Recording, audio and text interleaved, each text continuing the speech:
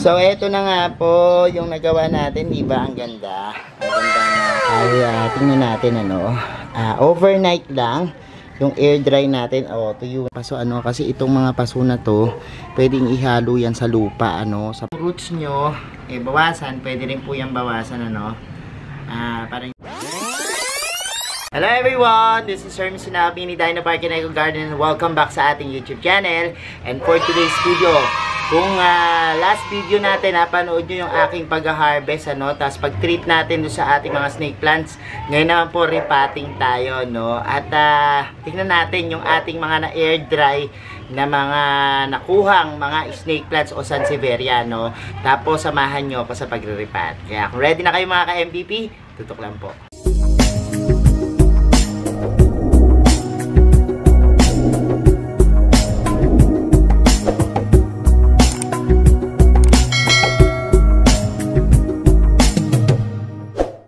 And we're back mga ka-MDP. At ngayon nga po, araw na ito ay tingnan natin overnight lang yung air dry natin. Tuyo na, sabi ko sa inyo.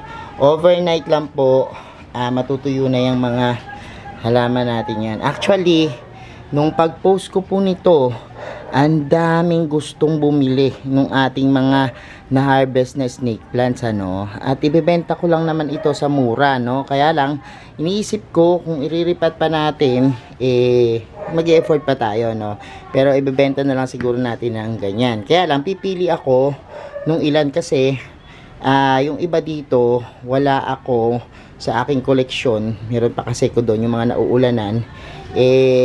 Yan, magtatabi na lang ako, Pero yung mga doble-doble dyan, ibibenta na natin. Pero, ngayong araw na ito, pipili lang ako ng tatlong iriripat natin, Kasi, yan, nakita natin na ang gaganda ng mga nakuha natin. Meron tayong nakuha ditong mga moonshine, mga, yan, parang dragon wings or angel wings. Mayroong mga, yan, kakaiba, nakatikom. Merong ang ganda nung kanyang pinaka nabuong variations yung design, napaka gaganda. Merong ganyan. So iba-iba yung ating mga nakuha, may mga bonsel tayo, tapos merong mga yan tumubo na ganyan yung itsura, diba? Ang dami magaganda. Yung iba dito, hindi ko na alam yung mga pangalan, Actually, meron ako ginawang video at pwede natin yung gawing reference, yung mga alaga nating snake plants, kung ano-ano yung mga pangalan. Hanapin nyo lang po yung variety of snake plants.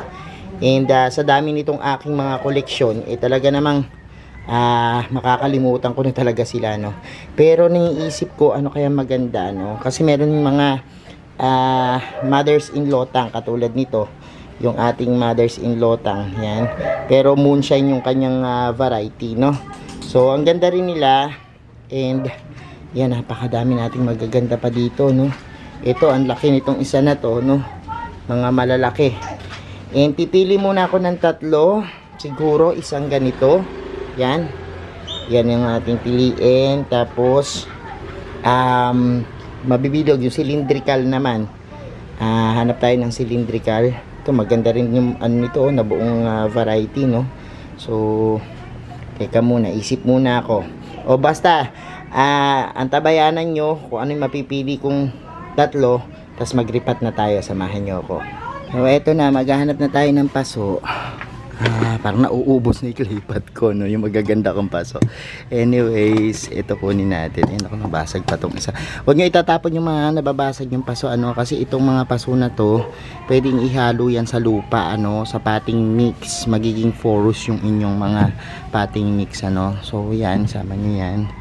And this one pa, mga basag-basag na. So ito maganda, look. Ganda nitong isa na to. Yan, kunin natin yan. Tsaka ito, parang kahoy-kahoy, lilinisan lang natin. Tapos ito siguro, yun yung ating mga napili na tataniman.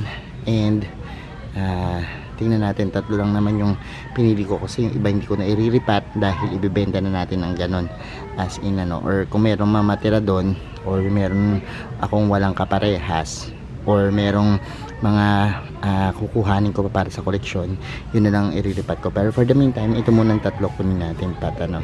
So ayun, mag-start na tayo na mag-ripat ano, at ang napili ko ng mga plants ay this one.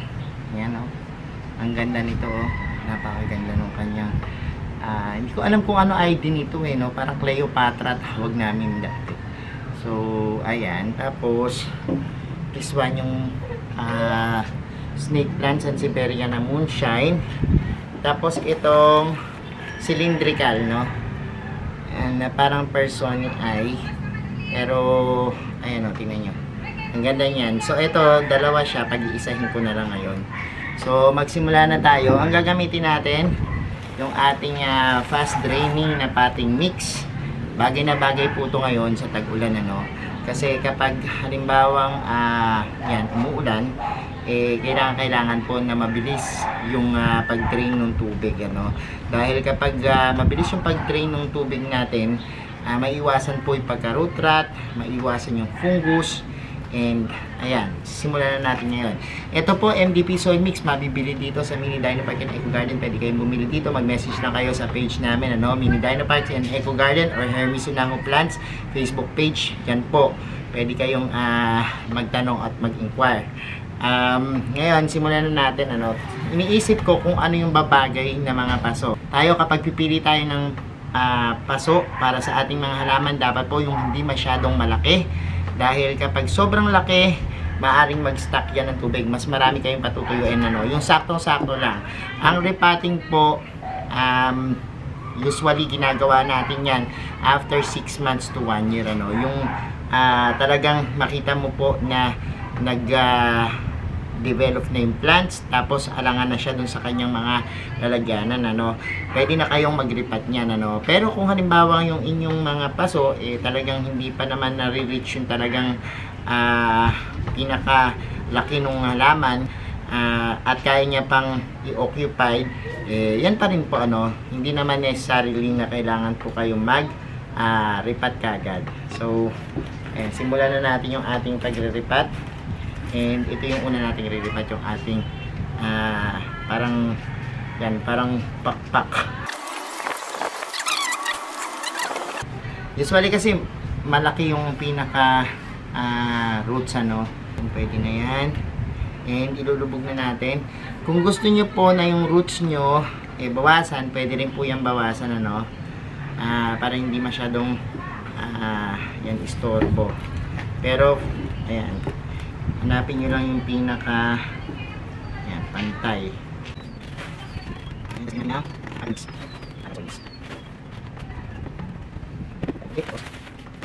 Alam nyo ba na mas malaki yung roots ng inyong mga snake plants, mas marami po yung lumalabas na pups ano.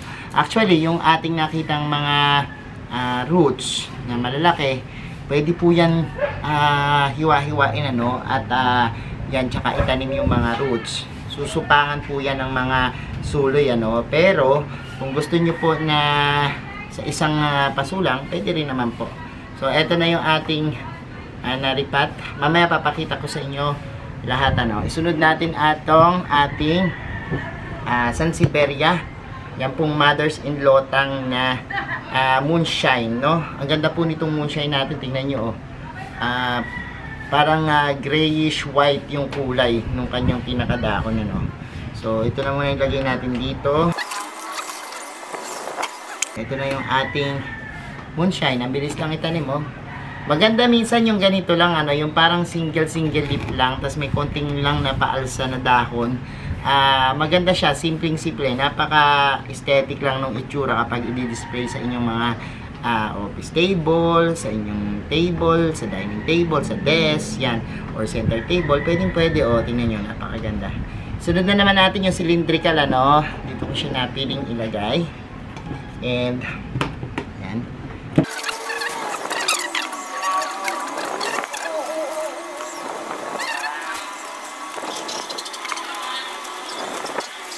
So ayan na yung ating cylindrical na naitanim. Pakita ko sa inyo na malapitan itong ating mga naripat na mga snake plants.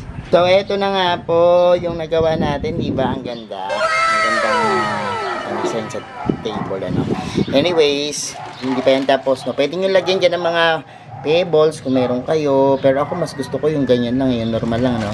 Tapos lagyan natin siya nito, yan, ano ba to, Osmocote po, ano, pataba po yan, slow release na fertilizer, yan po. Lagyan natin ng ganyan, ikarat lang natin din yung ating mga Osmocote, ano, para po merong fertilizer na kagad, ano. Pwede naman yan isama na sa ating potting mix, pero yan, itap na lang natin siya para meron siyang yan, fertilizer, ano. So ganyan lang po, no. Lagay po natin dyan.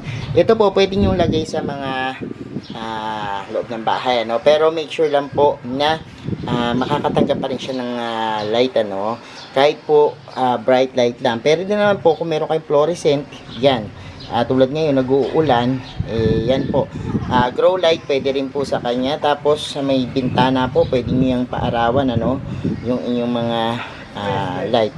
And ayan po yung ating pinaka naripat ngayon. Tapos lagay po natin siya sa table natin pang design natin, ano. Maganda po yan. Ang ganda ng kanyang mga dahon, iba-iba yung design at iba-iba yung style, ano. So yan na po yung ating naripat for today. So ayan mga ka-MD, pinapanood nyo na po yung ating vlog for today at nakita nyo na yung paglilipat natin ng halaman, ano. Pagdidilig ng snake plants, ito po kapag tuyo na yung lupa, ano, lalo ngayon nag-uulan, okay lang po yan na hindi masyadong diligan, lalo na kung nasa loob ng bahay, dahil napaka mapagpatawad nito, forgiving tong halaman na to. Kahit hindi nyo diligan ng madalas, pwedeng pwede po, no. Basta antayin matuyo yung lupa, tsaka po magdilig, ano. At para hindi mababad o makaroon ng root rot po yung inyong mga plants, ano.